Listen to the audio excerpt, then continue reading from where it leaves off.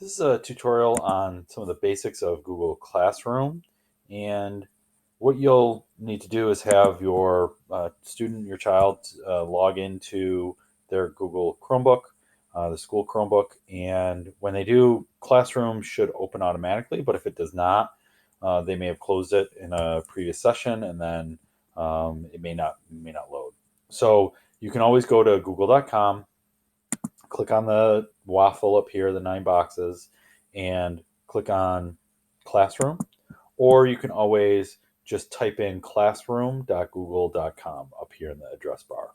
And it'll bring you to the Classroom webpage. And this is just a student, a sample student that I have that I created for this purpose. When you get there, you'll see your child's classes, and you can also see this to do in their calendar. But we'll go into one of the classes so I can show you walk you through some of the basics. The first page that opens up in any classroom is called the stream. It gives you the title of the class up here. It gives you what's called the meeting link. So if you're looking for a Google meeting with that you're going to be attending with a teacher, this is the meeting that you most likely be attending. And then you'll also see anything that's new, any assignments, any announcements, any of those things will be uh, in this stream. Whenever a teacher posts something, it comes in here.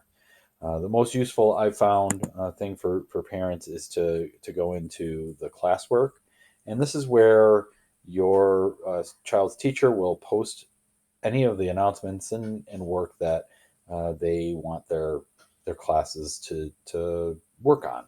And there are general topics. You can see here I've broken my classroom into video lessons and daily messages. Sometimes teachers set it up by the week. So this will be the week of October 4th, 5th, 6th, or it may be science and math and ELA. It all depends on the way that your child's teacher has decided to set this up. So I've set up a couple of assignments here. One example, you'll see things that are sort of still outstanding. If I go into the topics, you can see upcoming. If a teacher has due dates on the work, it'll show up in this upcoming piece here. And you can also just look into classwork. And before I get into the assignment, another thing that you can do is go over here to the 3 bars up here in the top left. And you can always click on this to do, and it'll give you an example of things that were assigned, things that are missing, and things that are done. So you can see in the done section assignments that the student did, and you can see it's 3 out of 3, so they got 100 on that. And you can click on it, and the teacher has posted a comment here, and you could comment back to the teacher if you would like, and then the teacher will get that message. You can return back to the to do and click on the done. You can see things that were turned in, and then I see here this is a 0 out of 100, and I wonder what's happening here. One of the things that if you're looking over your child's shoulder, that you'll see is, oh, wait a second, what's going on here? It says you didn't include any work. So I'll show you what happens when a student just submits an assignment and doesn't turn any work in. Basically, the teacher might say, "Hey, you were supposed to attach a picture, or you were supposed to complete the worksheet." And if they don't do that, they can still mark it as a 0. It's graded, and then they return it, and you can resubmit that work. So whatever the student was supposed to do, they can do this and then resubmit that work. So the way that this works, there's a variety of things that are posted. Sometimes it's just an announcement. Sometimes it is what's called an assignment. So I'm going to click on this assignment, and you can see here are the instructions. Please watch the video and answer the questions in the Google document. So I can click on this view assignment here, and I can see that there's no due date on it. When I assigned it as the teacher, I didn't actually create a due date, but I can see it's in homework and it's worth 100 points. So basically I'm supposed to watch this video, and then I'm supposed to open up this assignment. So I can click on this, and I can watch the video right in my browser. And then once I'm done, I can click on this back arrow to close the tab. And then I can click on the sample assignment.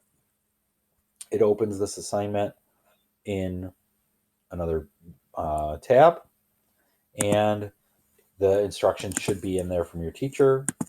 Um, they, I would go in here and um, edit this document, and I forgot to save this as a editable document. So I made a little mistake. Often this document should be something that is edited by the student, and they would type in that document, and then they could mark it as done, and then the teacher would get that work, and it would show that they were done, and it would be graded.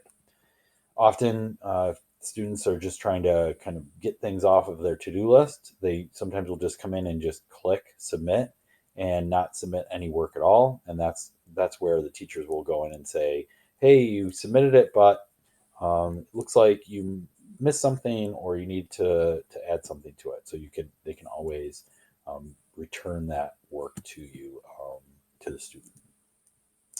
And so those are the ways that you can create the work that you'll be doing for your for the class, and turn those things in. And then once it's turned in, you can see that it's grayed out. So I can always unsubmit it.